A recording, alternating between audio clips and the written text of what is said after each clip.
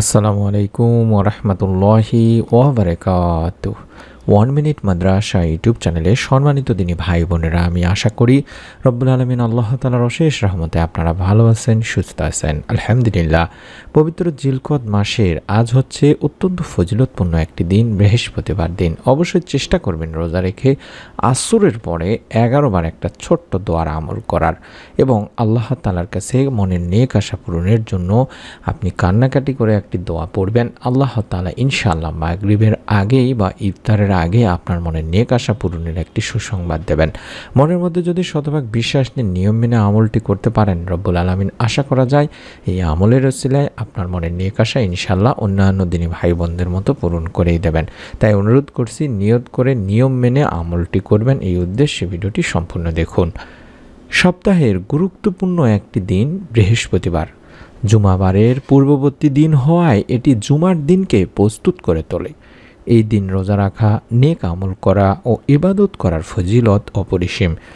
আবু হুরায়রা রাদিয়াল্লাহু তাআলা আনহু বর্ণনা করেন, আল্লাহর রাসূল সাল্লাল্লাহু আলাইহি ওয়াসাল্লাম বলেছেন, প্রতি সোমবার ও বৃহস্পতিবার জান্নাতের দরজাগুলো খুলে দেওয়া হয়।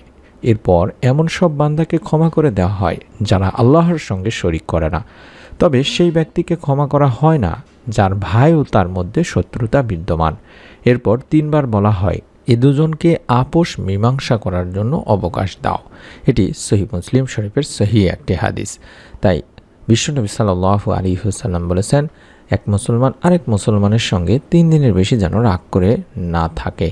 আপনারা এই বিষয়টি অবশ্যই বিবেচনা করবেন। উম্মুল মুমিনিন হযরত আয়েশা রাদিয়াল্লাহু তাআলা আনহা বর্ণনা করেন, রাসূলুল্লাহ সাল্লাল্লাহু আলাইহি ওয়াসাল্লাম সোমবার ও বৃহস্পতিবার রোজা রাখার বিষয়টি প্রাধান্য দিতেন, গুরুত্ব দিতেন। এটি সুনান ইবনে মাজার হাদিস। প্রিয় নবী সাল্লাল্লাহু আলাইহি ওয়াসাল্লাম বলেন, সোমবার বৃহস্পতিবার দিন দুটি এমন যেই দিন দুটিতে বান্দার আমল মহান রব আল্লাহ তাআলার সামনে হাজির করা হয়। আর আমি রোজা থাকা অবস্থায় আমার আমল আল্লাহর সামনে পেশ করা হোক বা হাজির করা হোক, এটাই পছন্দ করি।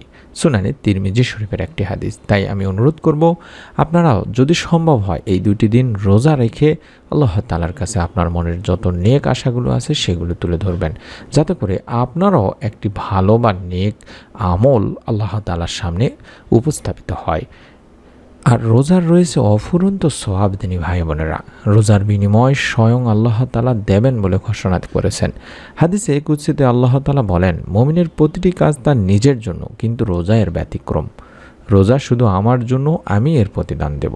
সহিহ মুসলিম শরীফের সহিহ হাদিস। নবী করিম সাল্লাল্লাহু আলাইহি ওয়াসাল্লাম বলেন যে আল্লাহর সন্তুষ্টির জন্য একদিন রোজা রাখবে, আল্লাহ তাআলা জাহান্নাম তার থেকে 100 বছরের দূরত্বে সরিয়ে রাখবেন। সুবহানাল্লাহ, সুবহানাল্লাহ। তাই আমরা চেষ্টা করব অবশ্যই প্রতি সপ্তাহের এই বৃহস্পতিবার দিনটিতে অন্তত একটি রোজা রেখে বেশি বেশি করে নেক আমল করার এবং মনের নেক আশা পূরণের জন্য আসরের থেকে শুরু করে ইফতারের আগ পর্যন্ত যারা রোজা রাখতে পারবেন না তারাও আমলটি করবেন। আসরের নামাজ আদায় করার পরে অন্তত আসরের নামাজ আদায় করার পরে কয়েকবার দরুদ পড়ে নিয়ে এই ছোট্ট মনের নেক আশা পূরণের দোয়াটি পড়বেন।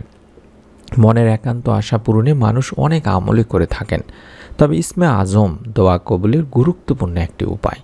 আল্লাহ তাআলার পবিত্র নাম হলো ইসমে আজম। এর ওসিলায় দোয়া করলে আল্লাহ তাআলা তা কবুল করেন মর্মে হাদিসে ঘোষণা দিয়েছেন স্বয়ং বিশ্বনবী সাল্লাল্লাহু আলাইহি ওয়াসাল্লাম। সুবহানাল্লাহ। আল্লাহ রাসূল সাল্লাল্লাহু আলাইহি ওয়াসাল্লাম ইসমে আজম সম্পর্কে কিছু বিশেষ বাক্যের দিক নির্দেশনা দিয়েছেন। আর তা হলো হযরত আব্দুল্লাহ ইবনে রুবাইদ আল আসলামী রাদিয়াল্লাহু তাআলা আনহু তার বাবা থেকে বর্ণনা করেছেন, রাসূল পাক সাল্লাল্লাহু আলাইহি ওয়াসাল্লাম এক ব্যক্তিকে তার দোয়া এভাবে করতে শুনলেন, অর্থাৎ ইসমে আজমের মাধ্যমে দোয়া করতে শুনলেন। যে ইসমে আজমটি দেখাচ্ছি এটি আপনাকে পড়তে হবে দিনী ভাই বোনেরা। কিভাবে পড়বেন সেটি আমি শিখিয়ে দিচ্ছি, নিয়মটি সহকারে আপনারা পড়ার চেষ্টা করবেন। আল্লাহুম্মা ইন্নী আসআলুকা বিআন্নী আশহাদু আন্নাকা আনতাল্লাহু লা ইলাহা ইল্লা আনতাল আহাদুস সামাদুল্লাযী লাম ইয়ালিদ ওয়া লাম ইউলাদ ওয়া লাম ইয়াকুল লাহু কুফুয়ান আহাদ। এভাবে অন্তত এই দোয়াটি আপনাকে একবার হলেও পড়তেই হবে। এই দোয়াটিতে আমরা বলছি যে, হে আল্লাহ, আমি তোমার কাছে প্রার্থনা করি আর সাক্ষ্য দিচ্ছি যে তুমি একমাত্র আল্লাহ, তুমি ছাড়া অন্য কোনো মাবুদ নেই, তুমি একক সত্তা স্বয়ং সম্পন্ন, যিনি কাউকে জন্ম দেননি এবং তাকেও কেউ জন্ম দেয়নি, তার সমকক্ষ কেউ নেই। বর্ণনাকারী বলেন, রাসূল পাক সাল্লাল্লাহু আলাইহি ওয়াসাল্লাম ওই ব্যক্তির মুখে এই বাক্যগুলো শুনে তখন বললেন, সেই মহান সত্তার শপথ যার হাতে আমার জীবন, নিঃসন্দেহে লোক আল্লাহ তাআলার মহান নামের অর্থাৎ ইসমে আজমের ওসিলায় আল্লাহ তাআলার কাছে প্রার্থনা করেছে। যে নামের ওসিলায় দোয়া করা হলে তিনি তার দোয়া কবুল করেন, এবং যে নামের ওসিলায় কোনো কিছু চাওয়া হলে বা সাহায্য চাওয়া হলে, প্রার্থনা করা হলে তিনি তার সাহায্য করেন, তাকে সাহায্য করেন, তাকে তা দান করে থাকেন। তিরমিজি, ইবনে মাজার একটি হাদিস। সুবহানাল্লাহ। অর্থাৎ হাদিসের আলোকে দুনিয়ার অনেক হাদিস বিশারদ বলেছেন এটি হলো সেই দোয়া যেটিকে ইসমে আজম বলা হয়। অর্থাৎ যে দোয়াটি আমি স্ক্রিনের মধ্যে দেখাচ্ছি এটি হলো ইসমে আজম, এটাই পড়তে হবে আপনাদেরকে দিনী ভাই বোনেরা। এটা বিষয়ে আল্লামা ইবনে হাজার আসকালানী রাহমাতুল্লাহি আলাইহি একটি হাদিসে এটিকে ইসমে আজমের সবচেয়ে নির্ভরযোগ্য ও বিশুদ্ধ হাদিস হিসেবে আখ্যায়িত করেছেন। তাই ইসমে আজম পড়ে আল্লাহ তাআলার কাছে মনের আশা আকাঙ্ক্ষা পূরণের দোয়া করলে অবশ্যই তিনি বান্দার মনের সব ভালো ও কল্যাণকর আশা আকাঙ্ক্ষাগুলো পূরণ করে দেবেন।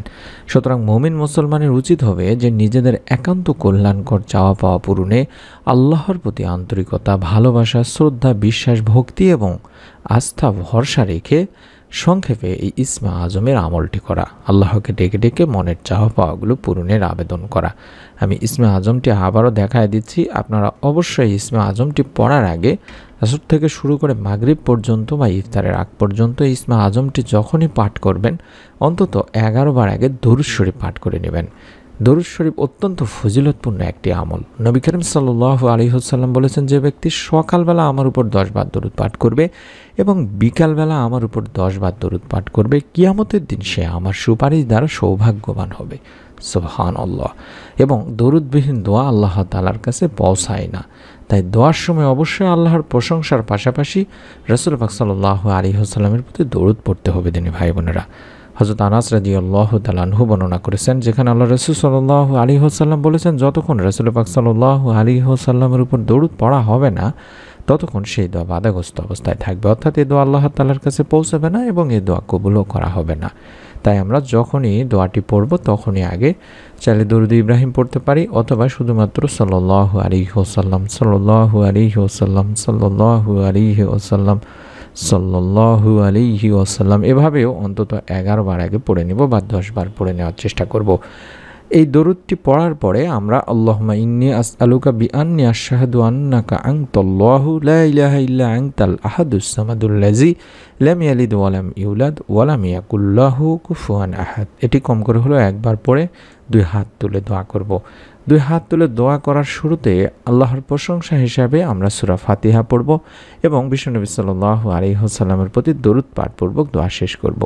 আপনি যদি এই নিয়মে আমলটি করেন, মনের মধ্যে শতভাগ বিশ্বাস নিয়ে নিয়ত করে, রব্বুল আলামিন জিলকদ মাসের ওসিলায় কিংবা বৃহস্পতিবার একটি রোজার ওসিলায় পবিত্র আসরের নামাজ থেকে শুরু করে মাগরিব পর্যন্ত এই সময়টিতে আল্লাহ তাআলা বান্দার দোয়া কবুল করে থাকেন, এর ওসিলায় হলেও আপনার মনে নেক আশা ইনশাআল্লাহ পূরণ হয়ে যাবে।